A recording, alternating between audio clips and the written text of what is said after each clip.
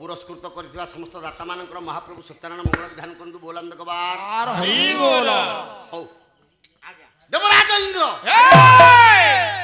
तमें master basil हम कि तुम प्राय इंद्र ये भूमिका अवतीर्ण होइछ ताले तारकासुर बापा किए आ माँ किए रुद्र संहिता जगत गुरु शंकराचार्य कहले तारकासुर बापा और माँ किए ए बापा श्लोकटी आनिबा कथारे कहबानी कहले दितिज ख्यात वज्रांग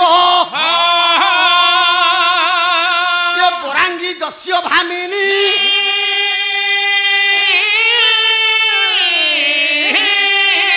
तस्य गर्भ समुद्भव ये महादत्य तारकाख्य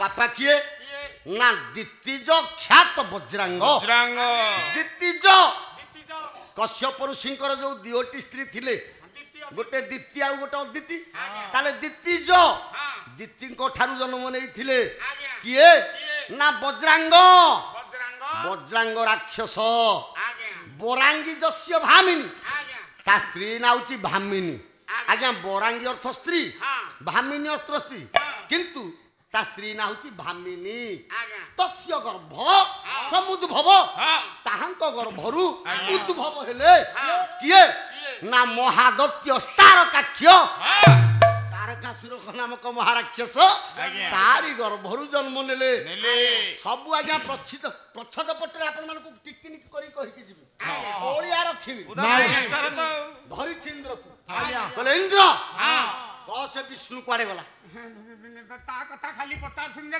ताकू देखि कह से इंद्र कुआडे गला से कुआडे गले ए विष्णु कुआडे गला हां कुआडे गले मु तो जानि नै तथापि कुआडे कोन खोजि की कहबी आज्ञा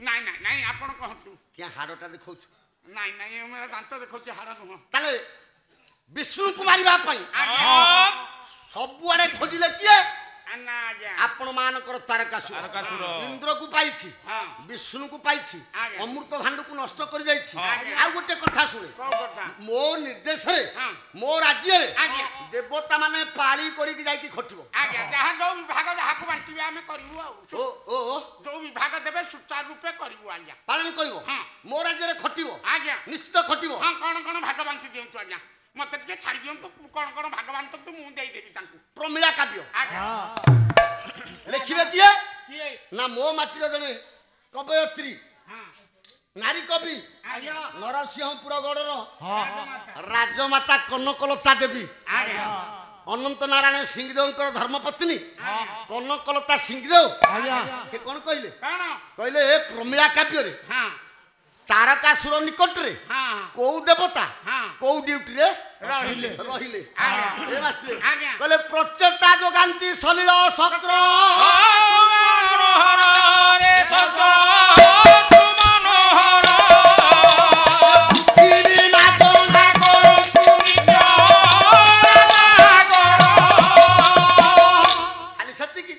पुषा द्वार पाल होइले छत्र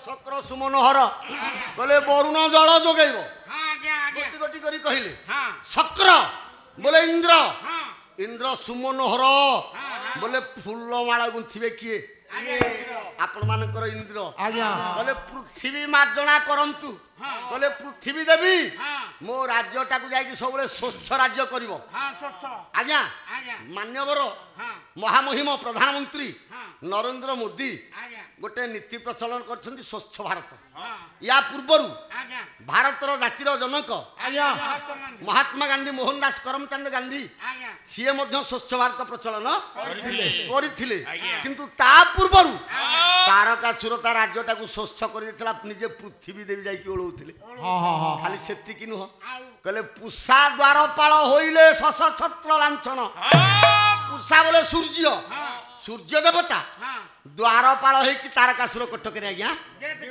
ରହିଗଲେ। ହେ ମୋର ଜ୍ଞାନେନ୍ଦ୍ର ପୁଙ୍ଗବ, ତାରକାସୁରର ଉତ୍ପାତକୁ ସହ୍ୟ କରି ନ ପାରି ତାରକାସୁର ପ୍ରାଦୁର୍ଭାବରେ ଅତ୍ୟାଚାରିତ ହୋଇ ଉତ୍ପୀଡ଼ିତ ହୋଇ ଇନ୍ଦ୍ରାଦି ଦେବଗଣ ସମସ୍ତେ ଯଶୋବନ୍ତୀପୁରରେ ଯାଇ ପହଞ୍ଚି ଗଲେ।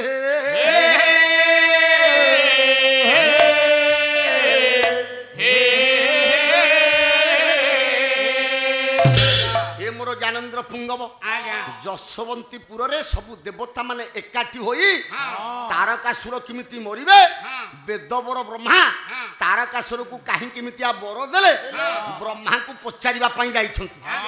ବେଦବର ବ୍ରହ୍ମା ବସିଛନ୍ତି ଧ୍ୟାନରେ। ବ୍ରହ୍ମାଙ୍କ ଧ୍ୟାନ କରୁଛନ୍ତି କିଏ ନା ଆପଣ ମାନଙ୍କର ଦେବତା ମାନେ। କେମିତି ଧ୍ୟାନ ଭଗ୍ନ କଲେ? ସାରେ କୁମାର ସମ୍ଭବ ମହାକାବ୍ୟ କବି ହେଲେ କାଳିଦାସ। ଆଜି ବ୍ରହ୍ମାଙ୍କ ଧ୍ୟାନ ଭାଙ୍ଗୁଛନ୍ତି।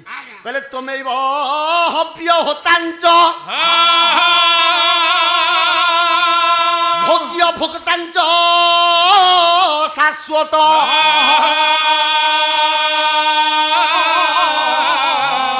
ବେଦ୍ୟଶ୍ଚ ବେଦିକା ଶୈବ ଭାତା ଯେନ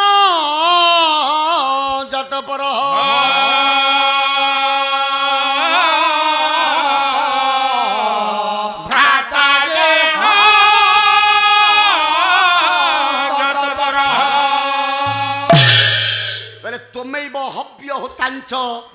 ଆଜି ଦେବତା ମାନେ ବ୍ୟାକୁଳିତ ହୋଇ ବେଦବର ବ୍ରହ୍ମାଙ୍କୁ ଡାକୁଛନ୍ତି। ହେ ବେଦବର, ତୁମେ ହବ୍ୟ, ତୁମେ ହୋତା, ତୁମେ ଉପାସ୍ୟ, ତୁମେ ଉପାସକ, ତୁମେ ଶରଣ, ତୁମେ ଶରଣାର୍ଥୀ, ତୁମେ ପ୍ରାର୍ଥନା, ତୁମେ ସର୍ବସ୍ୱ। ଆଜି କାନ୍ଦୁଛନ୍ତି ଦେବତା ମାନେ। ତାରକାସୁର ଭୟରେ ଆମେ ସମସ୍ତେ ଉତ୍ପୀଡ଼ିତ, ତାରକାସୁର ଭୟରେ ଆମେ ସମସ୍ତେ ଅତ୍ୟାଚାରିତ। ହେ ବ୍ରହ୍ମା, ନିଦ୍ରା ଭଗ୍ନ କର, ନିଦ୍ରା ଭଗ୍ନ କର, ନିଦ୍ରା ଭଗ୍ନ କର। ବେଦବର ବ୍ରହ୍ମା ଆଖିକି ଖୋଲିଲେ, ଚକ୍ଷୁ ନିମିଳିତ କଲେ। ଚକ୍ଷୁ ନିମିଳିତ କରିକି ଦେବତା ମାନଙ୍କୁ କହିଲେ। କଣ କହିଲେ? ସାରେ କାଳିଦାସ ଲେଖିଲେ। କଣ କହିଲେ? କହିଲେ ସ୍ୱଗତଂ ସ୍ୱନଧିକାରଂ ପ୍ରଭାବୈରବଲମ୍ବବଃ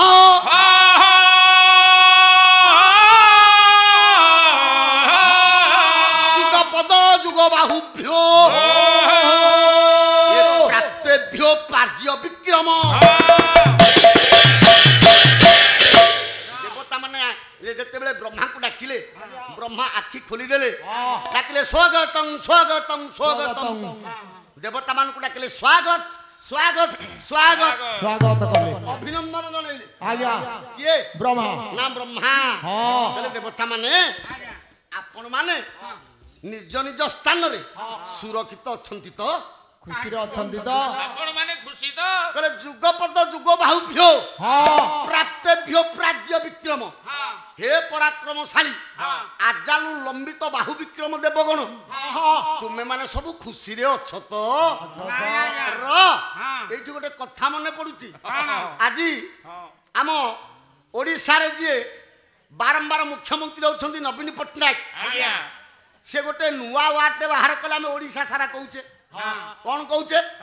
ଆପଣ ମାନେ ଖୁସି ତ? ଆଜ୍ଞା ଏ ୱାର୍ଡ ଆମେ ଶୁଣିଛେ। ଏ ନବୀନ ଏଇଟା କହିନାହାନ୍ତି, এটা ব্রহ্মা কৌতিলে তারকা এ ব্রহ্মা কৌতিলে দেবতা মান কুমার সম্ভবরে কালিয়া আসে লিখি দেইছন্তি যুগপদ যুগ বাহুভ্য প্রাপ্তেভ্য প্রাজ্য বিক্রম হে আজানুলম্বিত পরাক্রমশালী বাহু বিক্রম দেবগণ आपण माने खुशी तो आपण निज निज जगह रे सुरक्षित अछंती तो देवता माने उत्तर दे देखंतु आज्ञा हां ता अतीतर नथिबो सेटा वर्तमान केबे हे करिवनी बाहाइबो ना ताले हे मोर ज्ञानेन्द्र पुंगबो हे मोर ज्ञानी गुणी विवेकी समाज ताले ब्रह्मा को असुर माने उते देवता माने उत्तर देले कोन उत्तर देले कालिदास लिखिले कहले भवलब्ध बरजिन्ना तारो काक्ष महासुर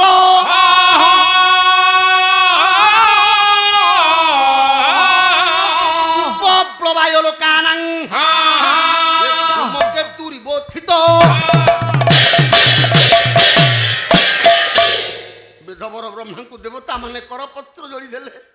କହିଲେ ହେ ବ୍ରହ୍ମା ତମେ ତାକୁ କି ବର ଦେଲ? ଏତେ ବଡ ବର ଧବଲ ବୋଧ ବର ଜୀର୍ଣ୍ଣାସ୍ତାର କାକ୍ଷ ମହାସୁର ଏ ତାରକାସୁରକୁ କି ବର ଦେଲ? ଧୂମକେତୁ ଯେମିତି ଗ୍ରାସ କରେ ପୃଥିବୀ କି, ଆକାଶରୁ ଯେମିତି ଲଞ୍ଜା ପଡେ, ଆକାଶରୁ ଯେମିତି ଉଲ୍କାପାତ ହୁଏ, ଆଜି ଏ ଦେବତା ମାନଙ୍କୁ ଲଞ୍ଜା ତାରା ସଦୃଶ ଉଠୁ ବସ କରଉଛି କିଏ? ତାରକାସୁର। ନା ତାରକାସୁର। ତା କବଳରୁ ଆମକୁ ରକ୍ଷା କର, ରକ୍ଷା କର ରକ୍ଷା କର ପ୍ରଭୁ, ରକ୍ଷା କର।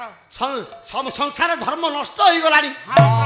ତାରି ଭୟରେ ଯେତେ ଧାର୍ମିକ ଅନୁଷ୍ଠାନ, ଏ ଧାର୍ମିକ ଅନୁଷ୍ଠାନ ଗୁଡାକ ବି ବୁଡିଗଲାଣି, ସବୁ ବୁଡିଗଲାଣି। ତୁମେ ରକ୍ଷା କର, ତୁମେ ତାକୁ କାହିଁକି ଏମିତି ବର ଦେଲ? ବ୍ରହ୍ମାଙ୍କୁ ପ୍ରଶ୍ନ ପଚାରୁଛନ୍ତି କିଏ? ଆପଣ ମାନଙ୍କର ଦେବତା ମାନେ। କହିଲେ ତାରକାସୁରକୁ କାହିଁକି ଏମିତି ବର ଦେଲ? ଯୋଉ ବରରେ ସେ ଆଜି ଦେବତା ମାନଙ୍କୁ ଖାଲି ଉଠ ବସ କରଉଛି, ଦେବତା ମାନଙ୍କୁ ପାଦ ତଳେ ଖଟଉଛି। ଏ ପୁଅ, ଏ ପୁଅ କୀର୍ତ୍ତନ ଗଣେଶ, ଭାଗବତ ପ୍ରଧାନ, ଏଇ ମାଟିର ପୁଅ। ବ୍ରହ୍ମା କହିଲେ ଦେବତା ମାନଙ୍କୁ ପାଦରେ ଖଟଉଛି ନା? ହଁ। କିଏ କଣ କରୁଛି? ଭାଗବତ ପ୍ରଧାନ କଣ କହିଲେ? କହିଲେ ଇନ୍ଦ୍ରମାଳ ଗୁନ୍ଥି ଦେଉ ଥାଏ ନୀତି, ଚନ୍ଦ୍ର ମୁଣ୍ଡେ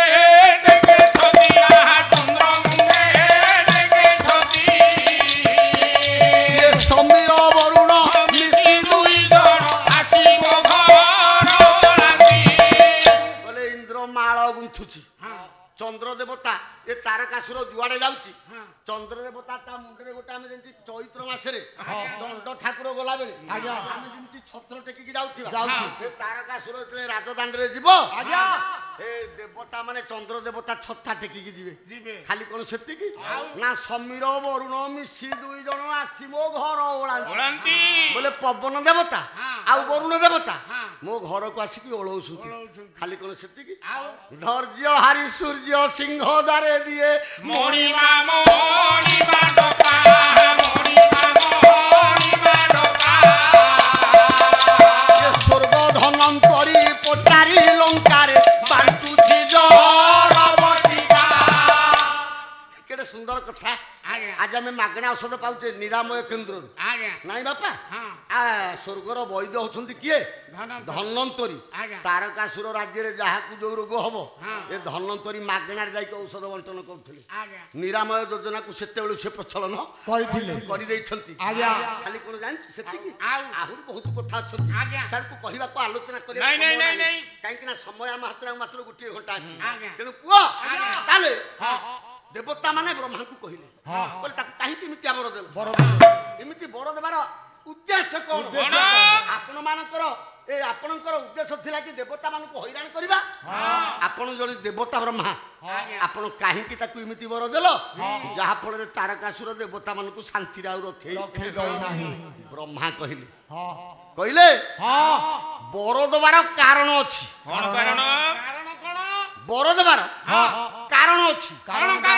କାରଣ କଣ ମୁଁ କହିବି? ମହାକବି କାଳିଦାସ କହିଲେ, କହିଲେ ତାରକାସୁରକୁ ବ୍ରହ୍ମା କାହିଁକି ଏମିତି ବର ଦେଲେ? ବାପା ମୁଁ କହିଛି ପାଲାରେ ବହୁତ କଥା ଆମର ଜାଣିବାର ଅଛି। ତାରକାସୁରକୁ ବ୍ରହ୍ମା କାହିଁକି ଏମିତି ବର ଦେଲେ କହିବେ କିଏ? କିଏ? କାଳିଦାସ। କଣ କହିଲେ? କହିଲେ ବୃତ ତେନ ଦମେତ ପ୍ରାକ୍ ମୟା ଚାସ୍ମୈ ପ୍ରତିଶ୍ରୁତମ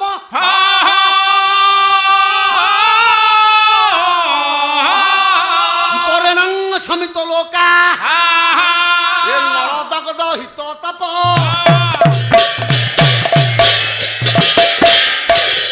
କହିଲେ ବୃତ ତେନ ଦମିତ ପ୍ରାକ୍ ମୟା ଚାସ୍ମୈ ପ୍ରତିଶ୍ରୁତ। ତାରକାସୁରକୁ ତପସ୍ୟାରୁ ଅବଦମିତ କରାଇବା ପାଇଁ ମୁଁ ଏ ପଦକ୍ଷେପ ନେଲି। କାହିଁକି ନା ବରେଣଂ ସମିତ ଲୋକା ନଳାଦଗଦ ହିତ ତପ। ନଳ ବୋଲେ ଅନଳ ବୋଲେ ନିଆଁ। ତାରକାସୁର ତପସ୍ୟାରୁ ଯେଉଁ ଅଗ୍ନି ସ୍ଫୁଲିଙ୍ଗ ଜାତ ହେଉଥିଲା, ଏ ଅଗ୍ନି ଏ ବ୍ରହ୍ମାଣ୍ଡକୁ ଜାଳି ପୋଡ଼ିକି ଛାରଖାର ସେ ଅଗ୍ନିରେ ସଂସାର ରହିନଥାନ୍ତା। ତେଣୁ ସଂସାରକୁ ରକ୍ଷା କରିବା ପାଇଁ ବେଦବର ବ୍ରହ୍ମା କହିଲେ, ସଂସାରକୁ ରକ୍ଷା କରିବା ପାଇଁ ମୁଁ ତାରକାସୁରକୁ ଏଇ ବର ପ୍ରଦାନ କଲି। ହେ